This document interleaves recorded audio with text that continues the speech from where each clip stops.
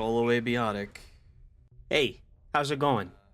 It's good to see you guys again. Hello, it's Tiny Tony. Welcome to the first video of a series of many videos going forward in Abiotic Factor. That's right, you heard me. We're going to be playing Abiotic Factor solo since the Cold Fusion update, or the 1.0 release of the game came out. I'm going to be making a video on each sector and checking them out, every nook and cranny, to find out what has changed since the 1.0 launch. Basically, I just want to kind of play the game solo and, just give you guys a video series to watch. So I went ahead and did that. With my latest video of us finishing Abiotic, which, thank you by the way, I wasn't expecting to hit nearly 5,000 views. That's crazy, so seriously, thank you. With all that out of the way, please, just make sure to like and subscribe, and check out all the links below. Please, I would really appreciate it. With all that, let's begin our adventure as Dr. Fingerbottom, the Transchematic Researcher. I'm gonna butcher that name every time, I'm so sorry.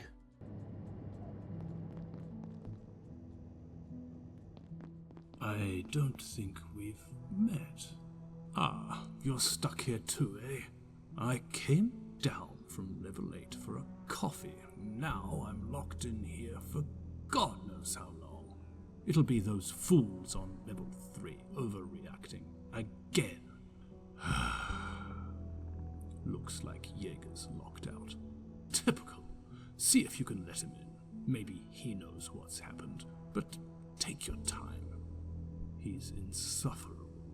We begin our adventure by escaping out of the elevator during a resonance cascade, or whatever the hell's going on, truthfully, I have no idea. And we landed into the cafeteria. We ran into Dr. Thule here, which he is a very important figure of the game, you'll see going forward. And he explains that we're stuck, and Dr. Jaeger is pretty much, stuck as well. We gotta go help him let him in. After traversing through the back end of it and coming out on the other side, unlocking the gates and the doors, Dr. Jaeger tells us how to make a power brick to open the doors and help him. Well, he doesn't really tell us, we already know how to do it, but he tells us, basically, come help me. The good stuff. And this is Dr. Jaeger. We're gonna take out this peccary. Oh, you're new. Looks like that little pest damaged the power system. But yeah. Can you get someone to fix it? You guys enjoy Abiotic? But hurry, would you? I'm not enjoying standing around out here. It was hours last time. I don't feel safe at all. Security demand we take our primary power network offline at night.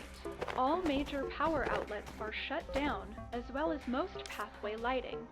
However, if your research or study requires a source of energy during nocturnal hours, protocols permit the use of approved battery and electrical storage systems to power your projects when the lights go out. If you do plan...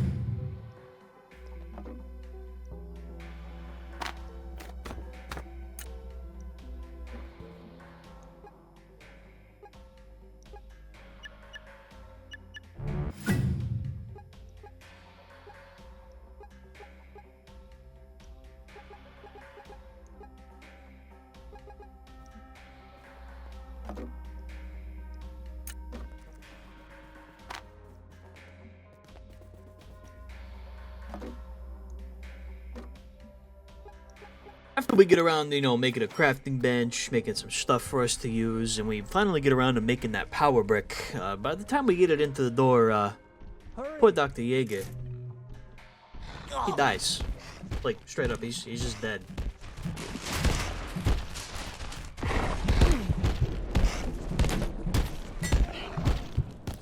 Anyways, we took a little damage. I want to put a band-aid on. We feel fine. After dispatching the alien, we beat up.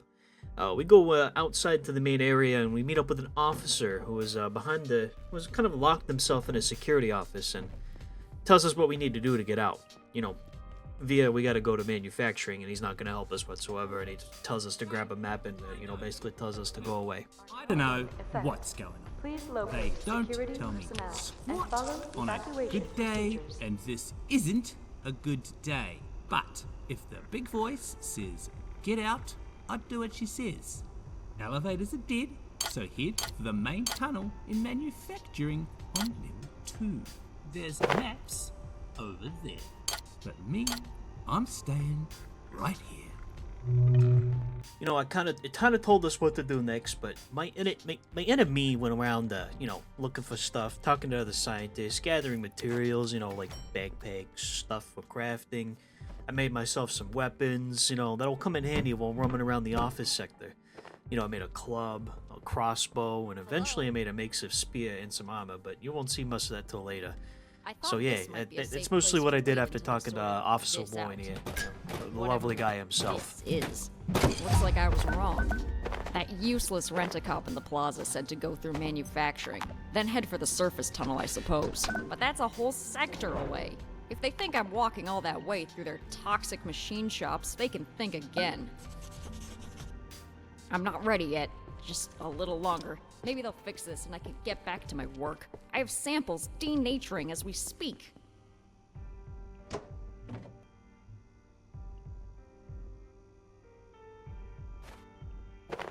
I'd say the biggest loop of Abiotic Factor that you'll see throughout this series is going to be breaking various objects and crates to get materials for crafting.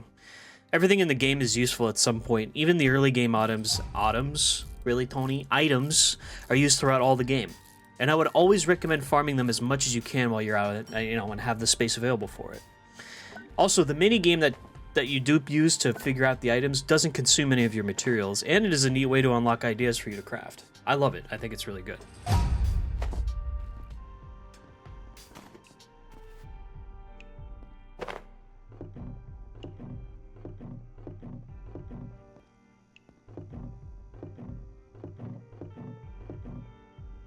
You'll be doing this throughout the entire game as well. Literally, you unlock recipes in every new sector. We also have building, and it's pretty simple. You make it out, you make something, you put it down, and it's in its blueprint state. You pull out a screwdriver, bada bing, bada boom, there you go. And if it needs fixing, you just grab a hammer and whack it. Seriously, that's it. That's how you repair things. You just whack it with a hammer.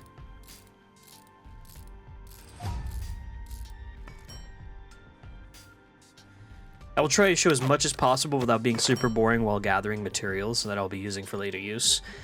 But if you plan on playing with more than 2 players, I would recommend turning on the simple loot respawn in the sandbox setting, as you won't have enough resources for everyone to share. Trust me. I tried. With 6 people, we never had enough resources for anything.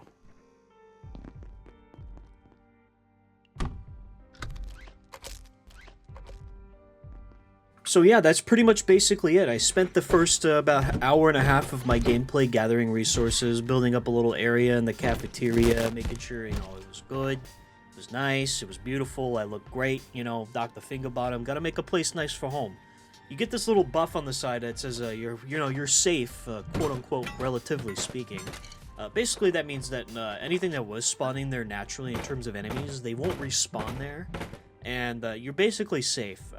There are events later on that you know, your little base area will be attacked, and you will have defenses and stuff like that to set up, but the more you do, you know, the further you progress into the game, the more advanced your bases become, and you can find many different places. There are also homeworlds in the game, and these are kind of new. You also get a homeworld for getting the game prior to the 1.0 update. I won't use any of the homeworlds in this playthrough. I've never used them before. I'm kind of used to just finding a spot in the, you know, gate facility and setting up there. So right now we're going to set up in the cafeteria. I'm going to use this place for a little while, and then whenever we get to labs and maybe onward, I'll start setting up in labs. I've never set up in labs before, so it'll be a new experience for me. And yeah, I hope I'm not boring you too much with this, because I kind of want to show you guys what it's like to, you know, farm and stuff in the background and build and cook and everything like that.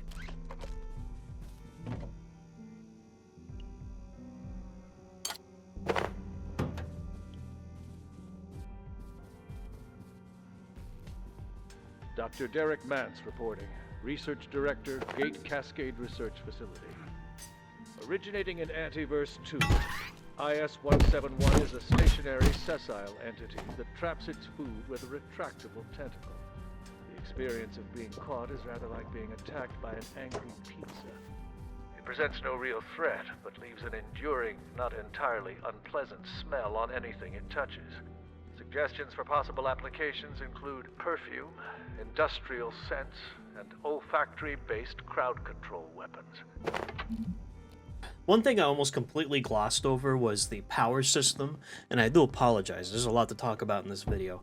The power system in this game is pretty simple, it's straightforward. Every night, the power goes out, and you can't use the plug walls in the strip and stuff like that. So you make these makeshift batteries that store power that'll save power for when the power goes out. I'm going to say power a lot, I'm sorry. And the power within the batteries will keep everything charged until the night comes back on. The easiest way I found to really kind of use power, and I actually had to look up a guide for this because I didn't understand it, connecting two batteries is not the way to go. Apparently they overexert themselves and they'll drain more power trying to keep the other battery powered. So what you want to do is you want to get a plug strip, plug it into the strip on the plug in the wall, and then use the strip to plug into the other batteries, and then plug those batteries into whatever you're trying to power up. You also get much better power strips later on, so you don't have to use the same three. Also, you can set up a singular power strip using tech scrap. Again, something I completely glossed over, but you'll see me placing batteries down and stuff like that. That's why. So when you die in Abiotic, you have a couple of options. When you go to a new area, you'll see a little login terminal. You can log in there, and that's a good respawn point. You also can respawn from the cafeteria, which is the start of the game, or you can set a bed up where you can respawn in the bed. That's why we have a bed, basically, and, well, it's good for sleeping, I guess, but it's basically just kind of a respawn point. Yeah. Also, if you die in a portal world, you can choose to respawn at the entrance of the portal world. A lot of respawn options. This game is not very heavy on you dying. You just lose items in your bag. It's not too bad. Dying isn't the end of the world in this game. You guys still with me? Yeah, sorry about that. I wanted to show you everything I did. So, when I eventually made my way over to the gate that leads into manufacturing, surprisingly, it's almost been sealed off, but it was stopped by a man and his forklift. He tells us that the soldiers came through, but not sure who they are, and that they wanted information from him, and he didn't give them anything. He also tells us if we find a power cell, we can use the forklift to get into manufacturing, to get to the, to the surface tunnel to get out of here. So that's our next goal. Power cell. We can use the forklift to open the door. Get out of here through the surface tunnel.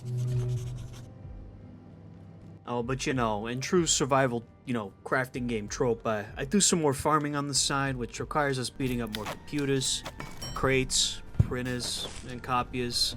I also spent some time gathering materials for cooking, which requires us to kill the aliens so we can cook their meat. This is so I can unlock soups, and soups are amazing. They're basically a lifesaver in this game. Trust me on this. If you didn't pick Abiotic Gastrologist, get to level 3 in your cooking so you can get some soups. You will love me, I promise.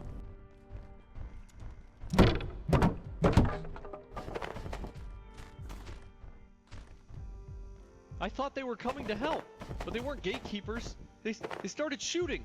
I wasn't trained for this. I'm just a receptionist. I heard their radios, something about level 3. I'd stay away if I were you.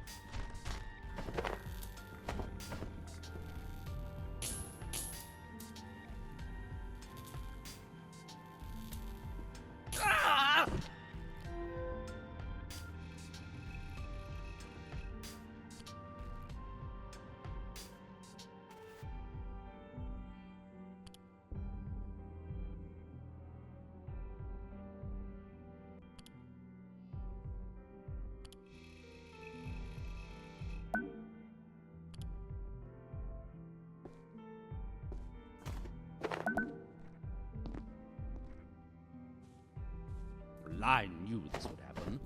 Ever since Varenkov's team took over Silo 3, you couldn't get a single power cell after that. Now look, they're precious antiverses, totally out of control.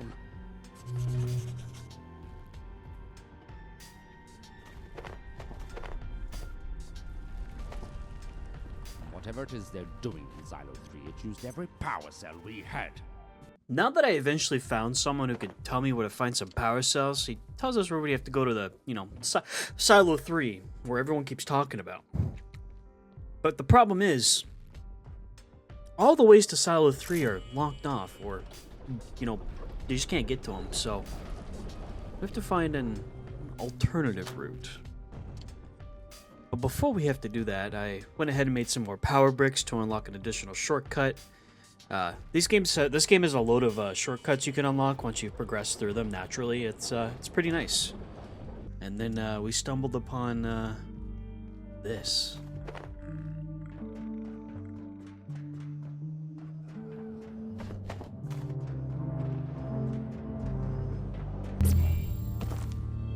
Welcome to Antiverse 2, specifically Antiverse 2A. Yes, there are multiple areas of this Antiverse. You'll see the other areas of this later, but we lucked out and got to the pretty normal one. And the enemy you're seeing, that I'm about to fight or seeing at the moment, is called an Exor, and if I get lucky here, we get 2 of their hearts, which we can use for a bench upgrade, for a crafting bench that'll make us, basically heal us. The crafting bench has various upgrades to it that make it so it'll heal us. You use items and crates around. You say that you can use items and crates that are around it, or you can upgrade it to keep us warm. There are 3 different tiers to this, and I'm gonna try and get them all this playthrough. Dr. Derek Mance reporting. Research Director, Gate Cascade Research Facility. Antiverse 2 is an enigma. A world made of worlds. Each of them different, yet seeded with similar life. We know a few certain facts. That energy moves more slowly there, making growth, evolution, and change a more gradual process. We know, too, that materials transplanted from Antiverse B to our own are energy-dense. Biochemistry occurs much more rapidly. But how did these creatures evolve? The presence of life, complex life, confounds everything we know about evolution. Was an external force involved? Only further study can tell us.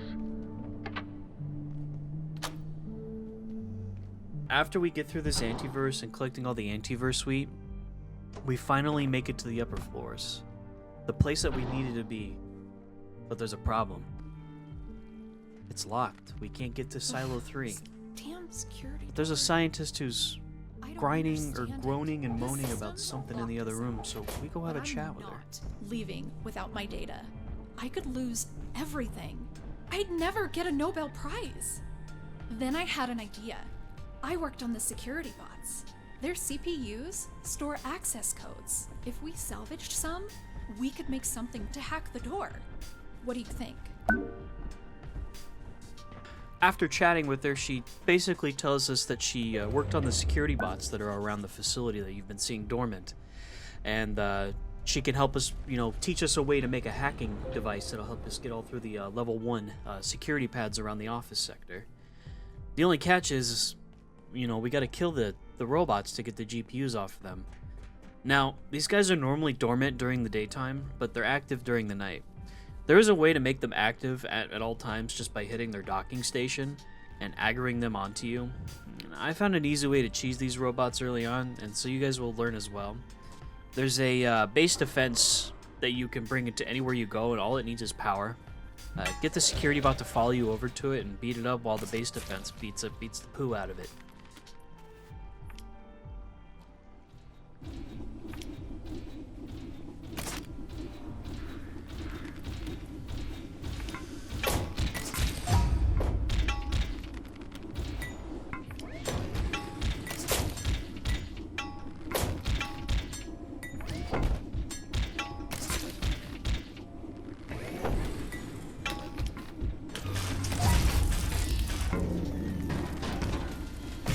See, like I said, you just set up this little nifty base defense here, and you just kind of sit back, and you can do what I do. You can shoot them with a crossbow and get up your reloading and your aiming XP, which is very detrimental and very good. By the way, you should always try to aim for that. It's not, you don't have to if you don't want to. The other option is you can crouch underneath the defense and hit it with a melee weapon, but the robot still can't hit you. It doesn't look like it. It looks like it's constantly being stun locked, but I promise you that the robot is still doing its animations of hitting you. As you'll see when I tried to do on the last robot, he kind of really screwed me up. So yeah, you can use this method. Just be careful if you do it with melee, because melee will you'll still take damage. It still sucks. Private note. It's undeniable that operations at Cascade are being monitored by external forces. This much, the Cascade Executive Committee have been permitted to know. Exactly who has been infiltrating our communications, and to what ends, remains unknown. Or rather, those who know refuse to say. I've been directed to tell my team that we are conducting some security drills, but the threat seems quite real. You guys like that I, pause all the stuff in the background, like the voiceovers, and, kind of just have the audio logs playing?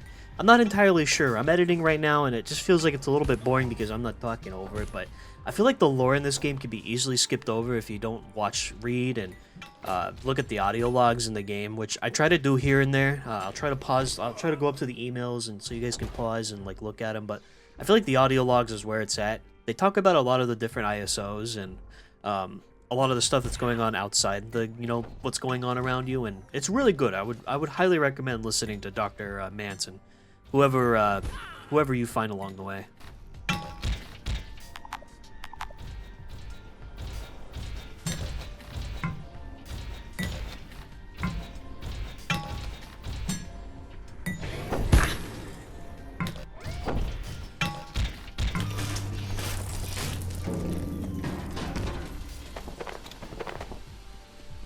After gathering all the materials and did some additional farming, we have our security hacking data pad. Hey, editing Tony here. I never mentioned anything about what's going on in the background of this current area. This is a portal storm. There's different weather effects that happen within the game. Basically, this is the most basic one, being like the earliest game possible one, and a bunch of peccaries just spawn in. After they all spawn in, you kill them all, it goes away. That's it. That's literally what happens. Excuse me. I go around and unlock all the rooms that are behind a level 1 security door. In one area in particular, we find another scientist who tells us more about the soldiers that showed up. Do you have any idea what's going on? Oh, have you only got blue clearance too? I've been hiding here since those goons attacked that poor technician down there. Is he even still breathing? I can't bear to look. Something's happened to the perforation system. The portals have gone haywire, but that shouldn't be able to happen. I wish I knew what was happening in labs right now. But most importantly, we get our hands on a handgun. Finally, we don't have to use this stupid crossbow I made. Though, the ammo is limited, we'll eventually run into a plentiful source of an ammo later on. Trust me. With the level 1 key, the hacking thing in my hand, I can't keep saying it, guys, okay? I can't, okay? We returned to the area. We found the scientist that told us how to make it, and we opened up Silo 3, and we noticed another pad. We opened up that one, and then we noticed another pad. I walk up to it, and one of these soldiers just yells at us. Do not reignite the rift. There are abominations within. My brethren crossed over to seal your folly. Is the cost of your knowledge not already clear? He tells us not to open the portal, but fuck it. I do it anyway. Because I need those power cells, dude. I need to get the hell out of here. And, we go to one of my favorite anti-verses in the whole game.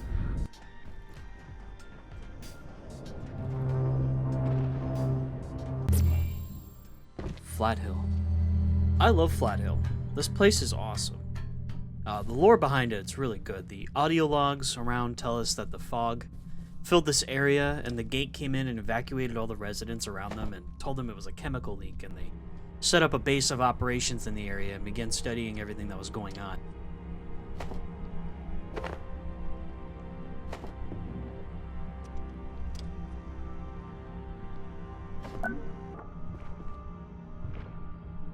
At last you are here. You want out? Of course you want out, like them. The giants. You are trapped here. But shut down the devices. Your devices. Remove the power cells. 1, 2, 3. You'll have your way out. But what then? When you've opened your door, what then? Eh? Your people would not open the way, but they are gone. The Crusaders saw to that. So there's no one to stop you. And you know, those giant monstrosities walking around, they're called composers. And they will screw you up. If you're not too careful, it might be their next meal. They're called composers because they basically produce music. No, seriously, they sing and make music with those things that they have. It's truly an awesome ISO, and I love the composers. We go through Flat Hill and... Whoa. Is that an arcade? There's actually some nods to the developers' other games here. You can actually take the arcade machines back with you. I chose not to do it this time around. I'll eventually come back and get them, since you need to come back here later, since all the portal worlds reset after a certain time. So this is a good area to get power cells in. With the power cells in hand, we were able to escape Flat Hill and run into two other scientists. These people are Abe and Janet.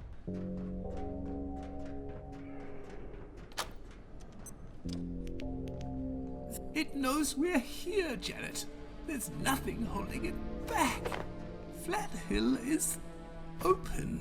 You'll have to forgive my colleague, Abe. He's had a bit of a shock. We tried to get out through Flat Hill, and, well, some people died. Then, some genius deactivated the composer containment system. So, clearly, we need to find another exit out of here. And that's looking like Manufacturing West. I don't exactly enjoy the idea, but our options are limited. As they tell us, they attempted to escape through Flat Hill but failed and lost a bunch of members, telling us that we have to try and escape through Manufacturing West. I love Abe and Janet. These two are reoccurring characters, and we'll see more of them. They're really, like, the dynamic duo of this game. They've been all over the promotional material. I go home, I drop all my stuff off, I grab more soup, I make some more soup, and I head back to the forklift that was keeping us from getting into manufacturing. With the door finally open, we can make our way there. But that's for next time. And I know I mentioned about all that stuff about soup and going home and all that, but I hate to break it to y'all, but it's lost footage. It's all corrupted. I don't know what happened. There's no audio in them, and that's so unfortunate because, well, and there's not just the fact there's no audio. There's no picture. It's just a black screen. I don't know what to do. Anyways, this is it, guys. This is the end. It took me 2.5 hours to get through office sector. And now we're finally about to dive into the Manufacturing West. I hope everyone enjoyed the video. Thank you for watching. Make sure to like and subscribe, and hope you guys enjoyed. I hope you guys have catched up to this point. Please, let me know how your guys' abiotic journey's been going for you. I would love to know. Have a good day, everybody, and I'll see you in the part 2 for Manufacturing West.